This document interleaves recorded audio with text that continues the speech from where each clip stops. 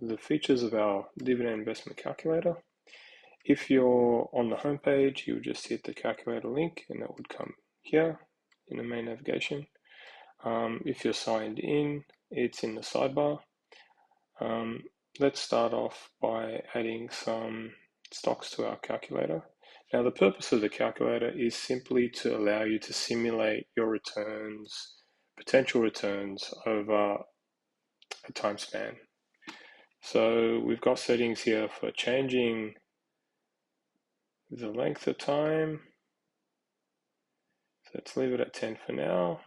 Changing the minimum investment, the default price growth, whether you're going to reinvest or not, and switching currencies, which is useful if you're not in the US or you're investing internationally and you want to convert to US currency. So let's start off by adding a stock. If I click add stock, it takes me to the add stock tab.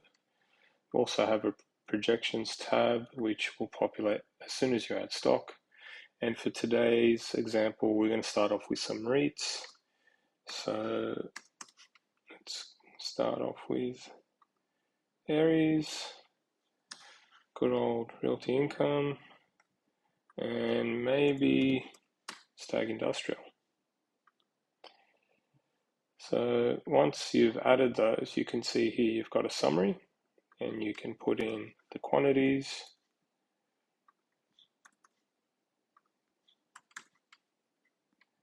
And it'll give you value, the yield, the annual dividend, and you can also delete them if you've made a mistake or you've changed your mind.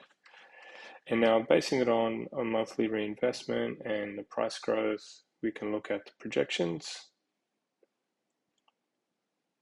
It's giving us with reinvestment, without reinvestment. It's giving us the annual dividend, how it grows over time, and then a breakdown of the results. There's your totals, there's your annual dividend.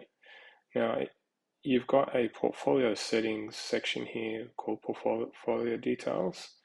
And in there, you can set the overrides for the price growth if you think there is a different amount needed. And you can set the dividend growth if you think there is a different amount needed. Basically, what it's currently doing is it's calculating the dividend growth on the previous 10 years and projecting it forward for you as a value. But you can change that, and you can see there's a lot of decimal points there. It doesn't really matter. You could make it a whole number if you wanted to, but it's a simple calculation. And yeah, once you've done all that, if you're happy with what you've got, you can always add those entries to a portfolio if you have an account. If you don't have an account, it'll take you through the process of setting up an account. We have one, so we're just going to sign in here as a test user. So let's sign in. And it's now asking me where I want to add those stocks. So the stocks are still populated. As I said, if you're signed in the sidebar, it's under calculator, but it's taken us straight there. And I already have a portfolio set up for REITs. But even if I didn't, I could create a new one. And I hit save. It's now saved them to that portfolio. And if I go to the portfolio and select REITs, we can see those stocks there now.